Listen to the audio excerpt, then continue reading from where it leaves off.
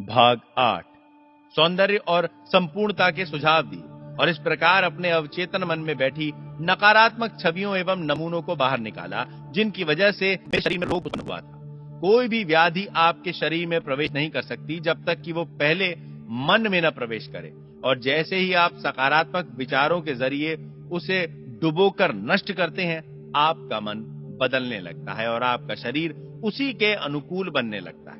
सभी प्रकार के उपचार का यही आधार है। आपके कार्य अद्भुत हैं और ये मेरी आत्मा, मेरा अवचेतन मन पूर्णतः समझता है। अवचेतन मन शरीर के सभी कार्यों को कैसे नियंत्रित करता है।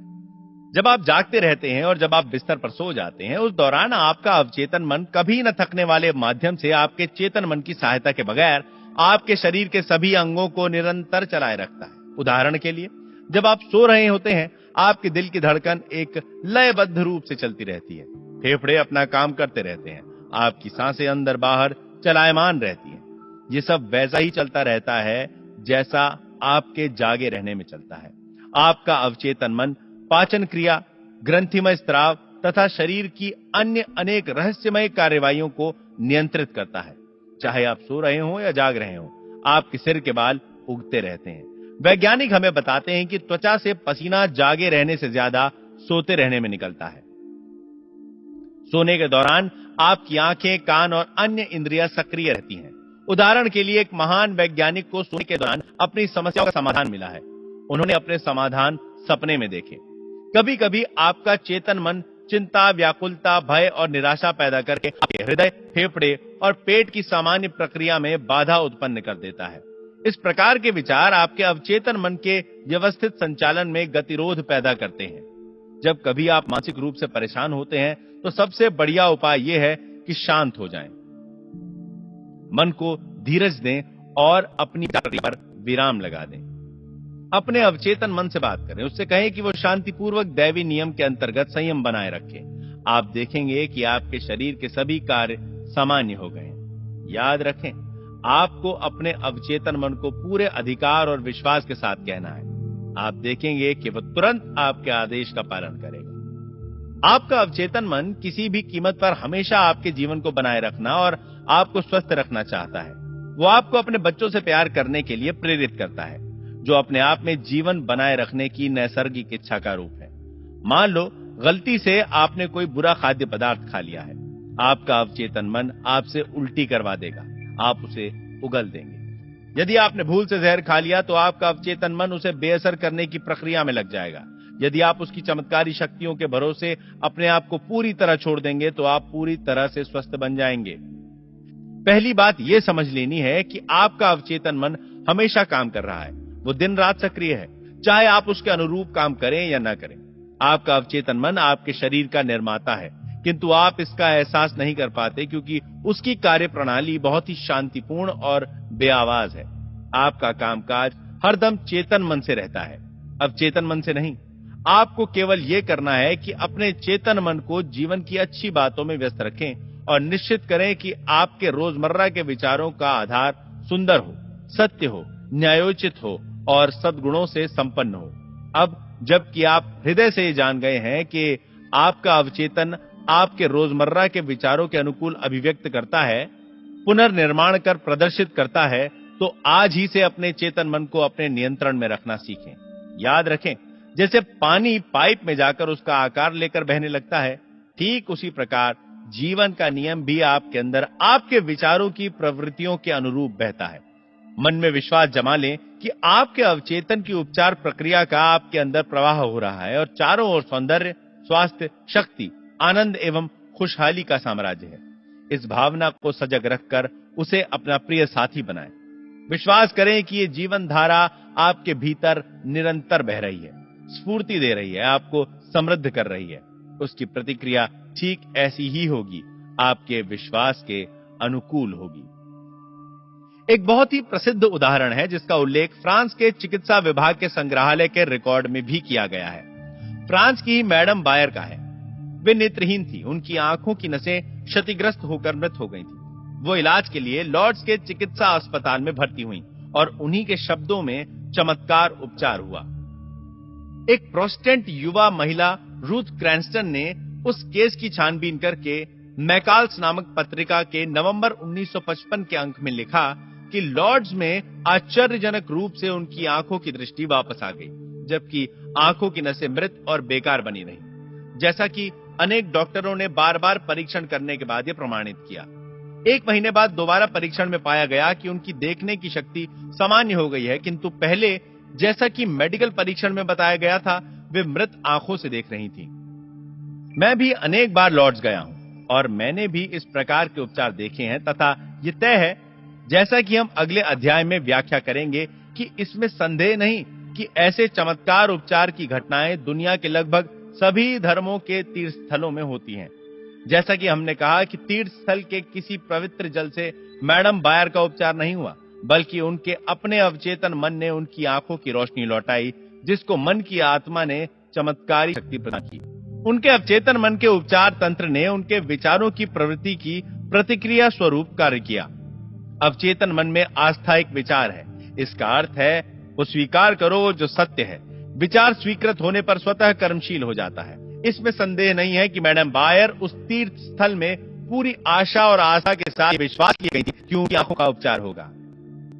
उनके अवचेतन मन ने उसी के अनुकूल प्रतिक्रिया स्वरूप उपचार तंत्र को जागृत कर दिया। अवचेतन मन जिसने आंख की रचना की है, वो मृत नस को पुनर्जीवित कर सकता है। जो रचना रचनात्मक सिद्धांत करता है, वो भी कर सकता है। अपनी आस्था के अनुकूल ही आपको मिलता है। दक्षिण अफ्रीका स्थित जोहानिसबर्ग में एक प्रोटेस्टेंट पादरी ने मुझे बताया कि पूर्ण स्वास्थ्य का विचार उन्होंने अपने अवचेतन मन को किस तरह से पहुंचाया। उनके फेफड़ों में कैंसर था। उनका तरीका, जैसा कि उन्होंने अपने हाथ से लिख कर दिया, वो इस प्रकार था। मेरे पैर आराम में हैं, मेरे टखने आराम में हैं, मेरे पांव आराम में हैं, मेरे पेट की मांसपेशियां आराम में हैं, मेरा हृदय और फेफड़े आराम में हैं, मेरा सिर आराम में है, मेरा पूरा शरीर आराम में है। लगभग 5 मिनट में मैं सोने की तंद्रा में होऊंगा और तब मैंने निम्नलिखित सत्य की प्रतिज्ञा की। ईश्वर की महानता अब मेरे जरिए अभिव्यक्त हो रही है। पूर्ण स्वास्थ्य का विचार अब मेरे अवचेतन मन में बढ़ता जा रहा है। ईश्वर के समक्ष मेरी जो छवि है, वो पूर्ण छवि है और मेरा अवचेतन मन मेरी छवि ठीक वैसी प्रदर्शित कर रहा है जो ईश्वर के मन में है। उन पादरी में आश्चर्यजनक परिवर्तन हुआ। वो ठीक हो गए। ये एक आसान और साधारण तरीका है जिसकी मदद से पूर्ण स्वास्थ्य का विचार आपके अवचेतन मन में पहुंचाया जा सकता है। दूसरा तरीका अनुशासित अथवा वैज्ञानिक परिकल्पना है, जिसके माध्यम से पूर्ण स्वास्थ्य का संदेश अवचेतन मन में पहुंचाया जा सकता है। मैंने एक व्यक्ति जो लकवे से पीड़ित था से कहा कि वो अपने मन में स्पष्ट कल्पना करे कि वो अपने कार्यालय में चारों ओर चल रहा है, मेज को हाथ लगाता है, टेलीफोन उठाकर फोन पर बात करता है और वो सब काम करता है जो ठीक हो जाने के बाद करेगा। मैंने उसे स्पष्ट रूप से समझाया कि ये विचार और पूर्ण स्वस्थ होने का उसका मानसिक विचार अवचेतन मन की ओर से स्वीकार कर लिया जाएगा। उसने अपनी भूमिका दक्षता से निभाई और एहसास किया कि वो दोबारा अपने कार्यालय में पहुंच गया है। उसे मालूम था कि वो अपने अवचेतन मन को एक निश्चित काम सौंप रहा है जिस पर वो काम करेगा। उसके अवचेतन मन में वो फिल्म थी जिस पर ये चित्र अंकित था। कई सप्ताह के इस मानसिक चित्र को मन में बार-बार बैठाने के बाद एक दिन पूर्व नियोजित योजना के तहत टेलीफोन की घंटी बजी और बार-बार बजती रही, जबकि उसकी पत्नी और नर्स दोनों बाहर गई थी। टेलीफोन करीब 12 फीट दूर रखा हुआ था। फिर भी वो उसका उत्तर देने में सफल हो गया और तभी से वो ठीक हो गया। उसके अवचेतन मन की उपचार शक्ति ने उसकी मानसिक कल्पना को प्रतिक्रिया स्वरूप स्वीकार कर लिया और उपचार की प्रक्रिया आरंभ हो गई। उस व्यक्ति में मानसिक बाधा उत्पन्न हो गई थी, जिसकी वजह से मस्तिष्क के आवेग उसके पैर तक नहीं जा पा रहे थे। इसीलिए वो कहता कि वो चल नहीं सकता। जब उसने ध्यान हटाकर अपने में मौजूद उपचार तंत्र पर लगाया तो उसमें केंद्रित ध्यान के जरिए शक्ति का संचार हुआ, जिसकी वजह से वो दोबारा चल पाया। विश्वास के साथ आप जो भी प्रार्थना में मांगोगे आपको मिल जाएगा। आपका अवचेतन मन आपके शरीर की प्रमुख प्रक्रियाओं को नियंत्रित करता है और सभी समस्याओं का समाधान करता है। सोने से पहले अपने अवचेतन मन को एक विशिष्ट मांग प्रेषित करें और उसकी जादुई शक्ति को अपने काम में लाएं। जो कुछ आप अपने अवचेतन मन पर अंकित कर रहे हैं, वो आकाश के पटल पर परिस्थितियों, अनुभवों और घटनाओं के रूप में अभिव्यक्त हो जाता है। इसीलिए आपको अपने चेतन मन के सभी विचारों और धारणाओं पर सावधानी से नजर रखनी चाहिए। क्रिया और उसकी प्रतिक्रिया का सिद्धांत सर्वव्यापी है। आपका विचार क्रिया है और अवचेतन मन की स्वाभाविक प्रतिक्रिया आपके विचार की प्रतिक्रिया है। सभी प्रकार की निराशा का कारण अपूर्ण इच्छाएं होती हैं। यदि आप गम और परेशानियों में फंसे रहेंगे तो आपका अवचेतन मन भी उसी के अनुकूल रहेगा और इस प्रकार आप अपना ही नुकसान कर रहे हैं। जीवन का नियम आपके माध्यम से पूर्ण लय और एक रूपता के साथ प्रवाहित होगा। यदि आप विश्वास के साथ ये प्रतिज्ञा करें, मेरा विश्वास है कि अवचेतन मन जिसने मुझे इच्छा दी है वो अब मेरे माध्यम से उसे पूरी कर रहा है, ये सभी बाधाओं का अंत करेगा। चिंता, व्याकुलता और भय आपके हृदय, फेफड़ों और अन्य अंगों की सामान्य गति में अवरोध पैदा करते हैं। अपने अवचेतन मन को यदि प्रेम, सौहार्द, स्वास्थ्य और शांति का संदेश देंगे तो आपके शरीर के सभी अवयव दोबारा सामान्य हो जाएंगे। आपके चेतन मन को सर्वोत्तम आशाओं से व्यस्त रखें और आपका अवचेतन आपके रोजमर्रा के विचारों को पूरी वफादारी से पुनः प्रस्तुत करेगा।